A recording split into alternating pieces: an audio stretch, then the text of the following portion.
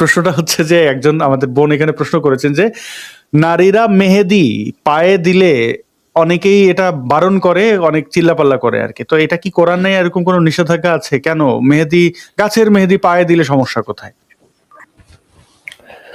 আমার দৃষ্টিকোণ থেকে তো সমস্যা নাই, তবে রসুল করিম সাল্লাল্লাহু আলাইহি ওয়াসাল্লাম দাড়িতে দিতেন। তো এই কারণে এটা আসলে জায়েজ নাজায়েজ নিয়ে কথা আছে। যেমন আমি আমার ছাত্র জীবনে আমি দেখেছিলাম আমাদের ফরিদাবাদ মাদ্রাসা পাশে একটা মাহফিল হয়েছিল, এনাতুল আব্বাস, তখন আমি তার খুব বড় ভক্ত ছিলাম। উনিও এসেছিলেন, আমাদের মাদ্রাসার একজন মুফতি মুফতি ইমাদউদ্দিন সাহেব, উনি আমাদের শিক্ষক ওস্তাদ, উনিও ছিলেন। তো উনি আগে বক্তব্য দিয়েছিলেন, সেই বক্তব্যে এই প্রশ্নটা এসেছিল, ওনাকে প্রশ্ন করা হয়েছিল যে মেয়েরা যে পায়ে মেহেদি দিচ্ছে এটা কি জায়েজ কিনা। তো উনি বলেছিলেন যে হ্যাঁ, এটা জায়েজ আছে, অবশ্যই জায়েজ আছে। কিন্তু এনাতুল্লাহ আব্বাসীকে একই প্রশ্ন করা হয়েছিল, উনি আবার বললেন যে না, এটা জায়েজ নাই, কারণ তাকওয়া এক জিনিস আর হচ্ছে অনুমোদন জায়েজ বৈধতা এক জিনিস। তো উনি আসলে ক্লিয়ার করেন নাই। আমার কাছে তখনই ওনাকে একটু অন্যরকম মনে হয়েছে, ধান্দাবাজ মনে হয়েছে, কারণ ওনার আগে একজন বক্তা, উনিও আমাদের সম্মানিত ওস্তাদ ফরিদাবাদ মাদ্রাসার একজন মুফতি সাহেব, তো উনি একটা বক্তব্য দিয়েছেন, ওনার বক্তব্য আর এনাতুল আব্বাসের বক্তব্যে আসলে কোনো পার্থক্য ছিল না, মানে মতবিরোধ ছিল না। বৈধতা এক জিনিস আর হচ্ছে তাকওয়া আরেক জিনিস। তো এনাতুল আব্বাসী বলেছেন এটা হচ্ছে তাকওয়ার বিষয়, যে রসুল যেটা মুখে মাখ সেটা আপনি মুসলিম হয়ে পায়ে দিচ্ছেন কেন, এটা অসম্মানজনক। তো তাকওয়ার খেলাফ এটা, কিন্তু বৈধতা আছে, জায়েজ আছে যে মেয়েরা সাজসজ্জার জন্য, স্বামীর জন্য পায়ে দিবে, অথবা যে কোনো সৌন্দর্য বর্ধনের জন্য যে কোনো জায়গায় দিতে পারে। তো এটা হচ্ছে ফতোয়া।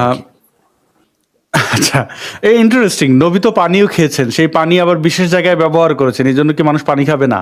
মানে নবী তো মানে অনেক কিছুই করেছেন, তো মেহেদি উনি দাড়িতে দিয়েছেন, সেটা পায়ে দিলে অসুবিধা? পা আসলে পা মানুষকে, আমাদের এটা ভারতবর্ষে হিন্দু মুসলিম সকল ধর্মের মানুষদের মধ্যে একটা মিথ আছে যে পা মানে হচ্ছে যে আসলে এটা নিকৃষ্ট, ভালো না আর কি। পা লাগলে দেখবেন যে খুব আটকে ওঠে, হ্যাঁ, পায়ে কিছু স্পষ্ট করায় না, এই মিথ আছে। যাই হোক, এই মিথ থেকে বের হবে। আপনাকে ধন্যবাদ এই প্রশ্নটির জন্য। টোকিও নামের একজন আমাদের নিয়মিত দর্শক আছেন, তিনি যুক্ত হয়ে একদম শেষ পর্যন্ত থাকেন।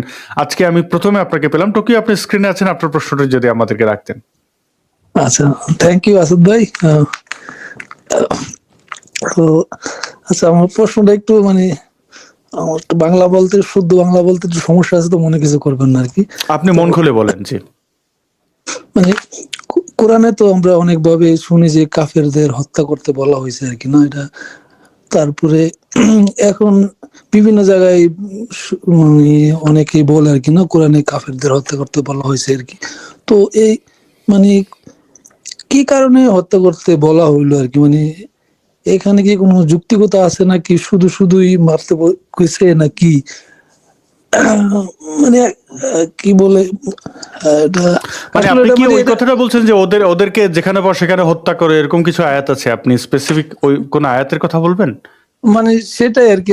মানে আল্লাহ তাআলা যেহেতু কোরআনে মানে কাফেরদেরকে হত্যা করছে বলছে আর কি, নিশ্চয়ই কোনো অযৌক্তিক কারণে তো আর বলার কথা না, যেহেতু উনি সকল কিছুর সৃষ্টিকর্তা। তো মানে এটা নিয়ে তাহলে এত মানে বিরোধ কেন আর কি, মানে তাহলে কি উনি ভুল কিছু বলছে কিনা আর কি।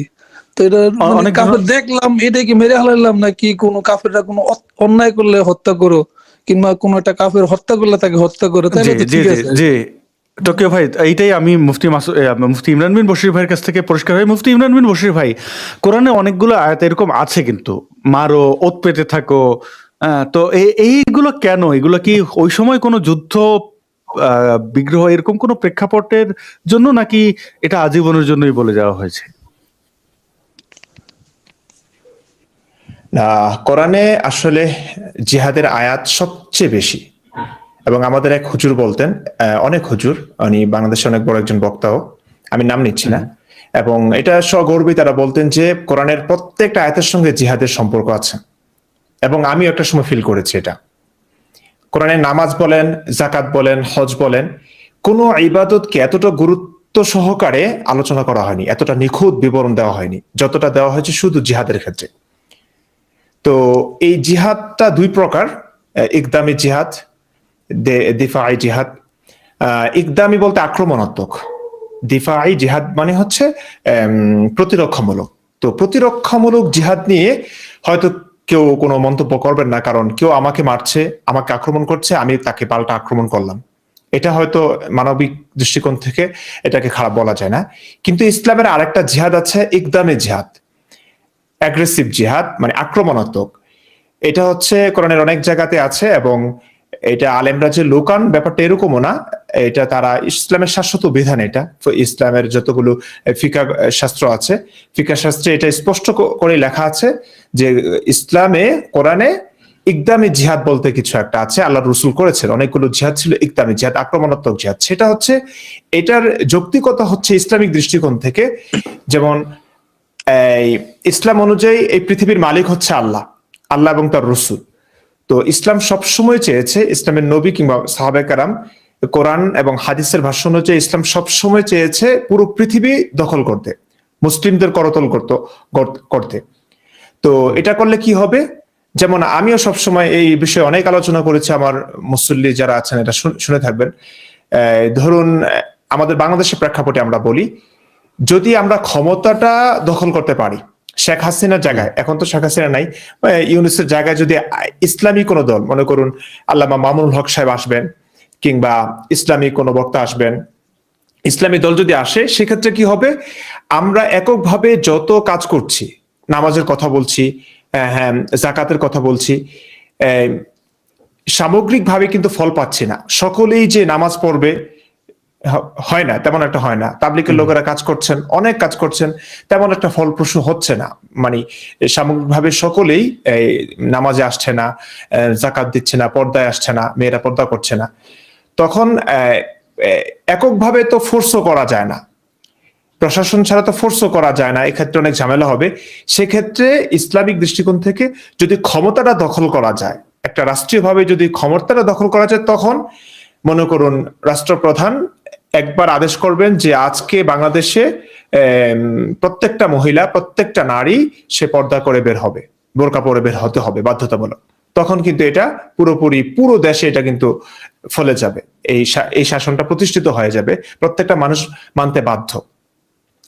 তো কিছু জায়গায় এই যে ইয়া আইয়ুহাল্লাযিনা আমানু কাতিলুল লাযিনা ইয়ালুনাকুম মিনাল কুফফার ওয়াল ইয়াজিদু ফীকুম গিলযা, সূরা তাওবার একটি আয়াত পড়েছি, হে ঈমানদারগণ, কাতিলুল লাযিনা ইয়ালুনাকুম মিনাল কুফফার, তোমাদের আশেপাশে যে সমস্ত কুফফার এবং কাফের এবং মুনাফিকরা আছে, তাদের সঙ্গে যুদ্ধ করো। এখানে অন্য কোনো কারণ, তারা আমাদেরকে আক্রমণ করেছে, এরকম কিছুই বলা হয়নি। মানে তারা শান্তিপূর্ণভাবে বসবাস করছে তাদের মতো করে, কিন্তু তারপরেও তাদেরকে চাপে রাখতে হবে, তারপরেও তাদের সঙ্গে যুদ্ধ করতে হবে, যেন ইসলামী আধিপত্য প্রতিষ্ঠিত হয়ে থাকে, ইসলামের ভাবমূর্তি যেন নষ্ট না হয়, ইসলাম যে ক্ষমতায় আসবে, ইসলাম যে খুবই, মানে কি বলবো এটাকে, আল্লাহ রসুলই তো নিজে বলেছেন যে বয়স্ত বীর রব, আমাকে টেরোরিজম এটার অনুবাদ করা হয় ভয়, ভীতি দিয়ে সৃষ্টি করা হয়েছে, পাঠানো হয়েছে, অর্থাৎ আমাকে দেখলে মানুষ ভয় পাবে। তো ইসলাম সবসময় চেয়েছে ইসলাম এমন ভাবে থাকবে, এমন ভাবে বিহেভ করবে যে অন্যান্য সকল ধর্মের লোকেরা যেন, নন মুসলিমরা যেন ইসলামকে ভয় পায়, সেই ভয় পেয়ে যেন তারা নিচু হয়ে থাকে, অবদমিত থাকে। ইসলাম সবসময় চেয়েছে ক্ষমতায় থাকতে। হ্যাঁ, তো এই কারণে ওরা ঠিকঠাক আছে, শান্তিপূর্ণভাবে বসবাস করছে, সেই মুহূর্তে তাদের সঙ্গে যুদ্ধের কথা বলা হয়েছে। তো এটা হচ্ছে ইকদামে জিহাদ, আল্লাহ রাসূল করেছেন এটা। অনেক ধন্যবাদ মুফতি ইমরান বিন বশির ভাই। টোকিও, আপনার প্রশ্নের নিশ্চয়ই উত্তর আপনি পেয়েছেন। হ্যাঁ পাইছি। এটা তার মানে বোঝা যাচ্ছে চরম অসভ্য একটা জাতি, মুসলিম জাতি। থ্যাংক না ইউ। না না না না না না না, কোন জাতিকে নিয়ে আমি আপনাকে অনুরোধ করি, কোন জাতিকে নিয়ে এই ধরনের কথা বলবেন না। জাতি কখনো ভুল করে না, বাঙালি জাতি ভুল করে না। মুসলিম হওয়াটা অপরাধ না, সে তো তার নিজের অজান্তে মুসলিম।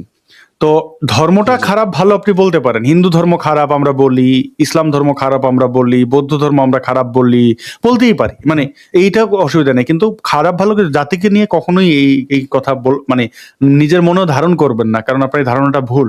একটা জাতির মধ্যে অনেক ভালো মানুষ থাকতে পারেন। ঠিক আছে, আমার ভুল হয়েছে তাহলে। আবার অর্থনৈতিক স্বাচ্ছন্দ্যের জন্য এইটা করা হতো, ইকদামে জিহাদটা, কারণ জিহাদ করলে গনিমত আসবে, তো সেই কারণে করা হতো। সাহাবায়ে কেরামে যখন অর্থের প্রয়োজন পড়তো তখনও তারা জিহাদ করতেন। অনেকগুলো উদ্দেশ্য হয়ে থাকে, এটাও একটা উদ্দেশ্য। আহ, আচ্ছা, আমরা অন্য একজন গেস্টের কাছে যাই। আবু মোহাম্মদ, আপনি আছেন? আবু মোহাম্মদ, আপনার ছবিটি এখানে দেখা যাচ্ছে। জি জি, ধন্যবাদ আমাকে যুক্ত করার জন্য। আমাকে কি শোনা যাচ্ছে? জি, আমরা শুনতে পাচ্ছি আপনাকে।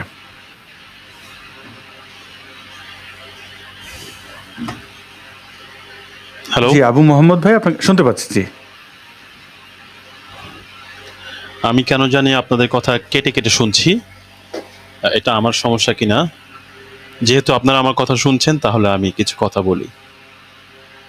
প্রথমত আমি আসলে মিস্টার মাসুদকে এক্সপেক্ট করেছিলাম। উনি তো আসলে নেটওয়ার্কের সমস্যার কারণে যুক্ত হতে পারলেন না। যাই হোক, তো আমি একটা চ্যালেঞ্জ দিয়েছিলাম মিস্টার মাসুদ বরাবর, কারণ যেহেতু উনি আরবি ভালো বুঝেন।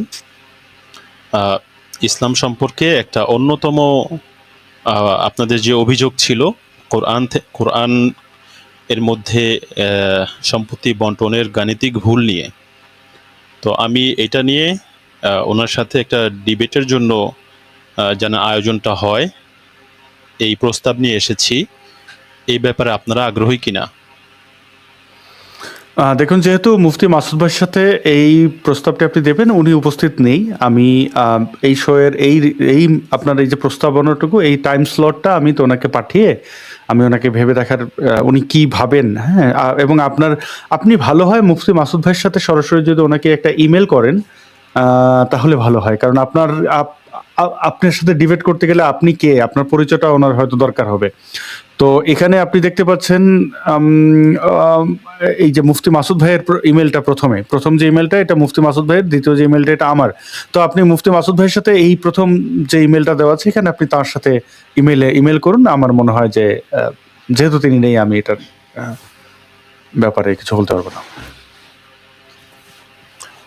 আমার মনে হয় আর ইমেল করার প্রয়োজন হবে না, যেহেতু আমি সরাসরি আপনাদের লাইভে এসেছি এবং স্পষ্টভাবেই বলেছি, আপনারা বার্তাটা শুনেছেন। জি না, ইমেলের প্রয়োজন হয়। ইমেলের প্রয়োজন হয় ভাই। আমরা যখন কাউকে একটা বিতর্কের প্রস্তাব দিই তখন বলতে হয় যে আমি অমুক, আমার পেশা কি, আমি কি, আমার ইসলাম সম্পর্কে আমার ব্যাকগ্রাউন্ড কি, হ্যাঁ। এটা একটা বিষয় থাকে, কারণ উনি একজন মুফতি। এখন আপনি যদি ধরেন আপনি ইসলামের বেসিক আপনি জানেন কিনা, এখন তো আমরা আপনাকে লাইভে টেস্ট নেব না, এটা তো সম্ভবও নয়। অনেক মানুষ এখনো বসে আছেন, ওনাদের প্রশ্ন আছে। তো আপনি যদি আপনার পরিচয়টা ওনাকে দিয়ে দেন, তারপরে উনি জানাবেন যে আপনার সাথে উনি বসতে রাজি আছেন কিনা। তো এইটার তো একটা বিষয় থাকে যে একজন চ্যালেঞ্জ করলেই যদি চ্যালেঞ্জ অ্যাকসেপ্ট করা হয়ে যেত, তাহলে তো প্রতিদিন হাজার হাজার চ্যালেঞ্জ নিতে হবে। এটা তো একটা মানুষের পক্ষে সম্ভব নয়।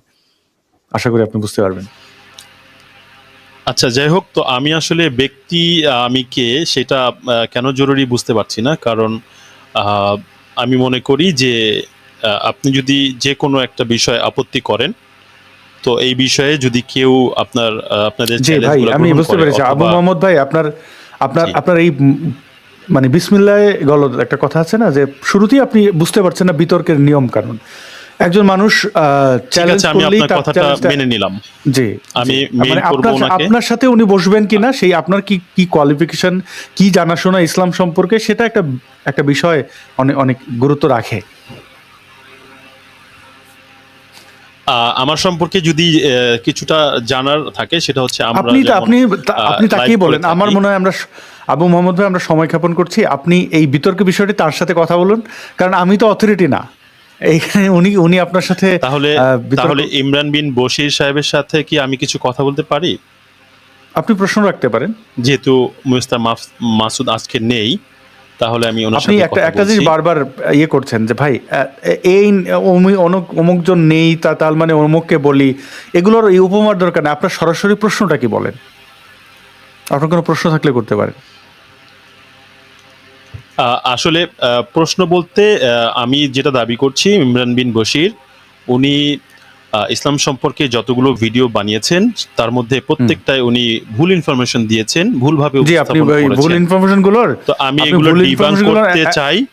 জি জি, আমি যদি চাই, উনি যদি চান তাহলে ওনার সামনে আমি ওনার সাথে রেখে উনি যদি একটা লাইভের ব্যবস্থা করেন যেখানে আমরা যুক্ত হয়ে প্রশ্ন করতে পারবো, অথবা যদি ওয়ান টু ওয়ান আলোচনার ব্যবস্থা করেন, তাহলে আপনার কোনো আমরা এই প্রশ্ন বিষয়গুলো নিয়ে আছে আলোচনা করতে আবু চাই। মোহাম্মদ ভাই? আপনার প্রস্তাব শুনতে আসি না, আপনার প্রশ্ন আছে, আপনি ডিবাঙ্ক করেন, আগে দুই একটা ভিডিও ডিবাঙ্ক করেন, তারপর যদি মনে হয় যে আপনি বিশাল মানে খুব মেধাবী মানুষ, মারাত্মক দাঁত ভেঙে দিয়েছেন ডিবাঙ্ক করে, তাহলে নিশ্চয়ই উনি আপনার সাথে বসবেন, বসে আপনার মানে এটা কি এখন আপনি আগে করেন ভাই এটা, মানে ওকে, ভালো থাকবেন। আপনাকে যে মানে ভদ্রভাবে অনেকটা ফ্লোর দিয়েছে, আপনি বুঝতে পারেননি। এখন আমি কাউকে অপমান করতে চাই না।